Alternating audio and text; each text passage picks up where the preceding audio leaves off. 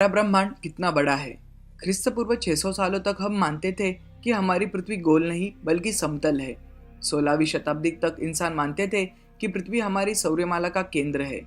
परंतु आज मनुष्य ने हमारी सौरमाला और ब्रह्मांड के बारे में कई सारी चीजें जान ली है। हमारा सूर्य हमारी सौरमाला का केंद्र है और हमारे सौरमाला के ग्रह सूर्य की परिक्रमा करते हैं। परंतु हमारा ब्रह्मांड सच में कितना बड़ा है? क्या इसका कोई अंत है? क्या हम पूरे ब्रह्मांड का भ्रमण कर सकते हैं?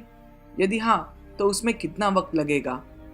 दोस्तों, आज हम जानने की कोशिश करेंगे कि हमारा ब्रह्मांड सच में कितना बड़ा है।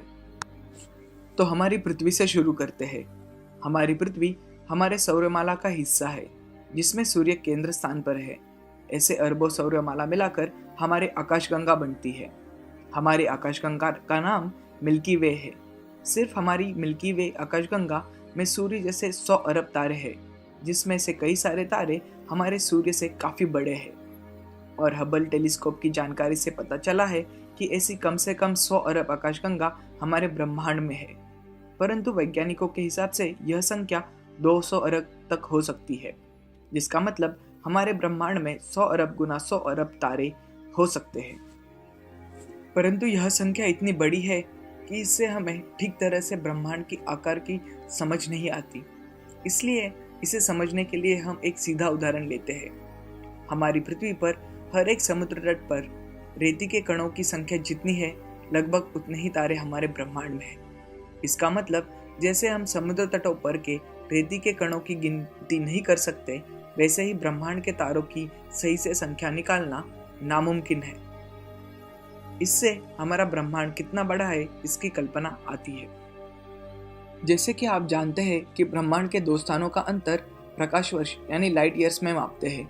एक प्रकाश वर्ष यानी 1 वर्ष में सूर्य किरण जितना दूर जा सके वो अंतर। सूर्य किरणों को सूर्य से पृथ्वी तक का 14.9 करोड़ किलोमीटर का अंतर पूरा करने में सिर्फ 8 मिनट लगते हैं। इसका मतलब एक प्रकाश वर्ष काफी लंबा अंतर है। हमारे ब्रह्मांड को हम 2 प्रकारों में देख सकते हैं। पहला, ऑब्जर्वेबल यूनिवर्स, जिसे हम देख सकते हैं और इसमें पृथ्वी को केंद्र समझकर जितनी दूर हम देख पाए वो ब्रह्मांड का हिस्सा। तो देखते हैं यह ऑब्जर्वेबल यूनिवर्स कितना बड़ा है। मानो कि यह हमारा ऑब्जर्वेबल यूनिवर्स है। इसमें हमारी पृथ्वी को हम केंद्र समझते हैं, जहाँ से हम ब्रह्मांड के चारों ओर देख रहे हैं। हमारी पृथ्वी हमारी सौरमाला का हिस्सा है और ऐसी कई सौरमालाएं हमारे आकाशगंगा में है। हम इस सोलर इंटरस्टेलर नेबरहुड का हिस्सा है और ऐसी सौरमालाओं से हमारी मिल्की वे आकाशगंगा बनती है, जिसमें करीब 100 अरब सौरमालाएं हैं। हमारी आकाशगंगा हमारे लोकल गैलेक्टिक ग्रुप का हिस्सा है, जो करोड़ों आकाशगंगाओं से बना है और जो वर्गो सुपर क्लस्टर का हिस्सा है। वर्गो सुपर क्लस्टर में कई आकाशगंगाएं हैं और यह ब्रह्मांड के लोकल सुपर क्लस्टर का हिस्सा है। इस क्लस्टर में अरबों तारे हैं और अरबों ग्रह हैं जो तारों की परिक्रमा कर रहे हैं। यह लोकल सुपर क्लस्टर हमारे ऑब्जर्वेबल यूनिवर्स का एक छोटा सा हिस्सा है। तो ये था ऑब्जर्वेबल यूनिवर्स। अब देखते हैं दूसरा प्रकार, होल यूनिवर्स, यानी पूरा ब्रह्मांड। इसमें जो हिस्सा हम देख सकते हैं वो आता है और जो नहीं भी देख सकते वो भी आता है। जैसे कि हम जानते हैं कि हमारा ब्रह्मांड 13.8 अरब साल पुराना है। हमारे पास सूर्य किरण पहुँचते हैं तो हमें चीज़ें दिखाई देती है। इसका मतलब हमारा ऑब्जर्वेबल यूनिवर्स में हम किसी भी और देखते हैं तो ज़्यादा से ज़्यादा हम 13.8 अरब प्रकाश वर्ष देख सकेंगे। यानी हमारे ऑब्जर्वेबल यूनिवर्स का डायमीटर लगभग 27 अरब प्रकाश वर्ष जितना बड़ा है। परंतु यह सही नहीं है।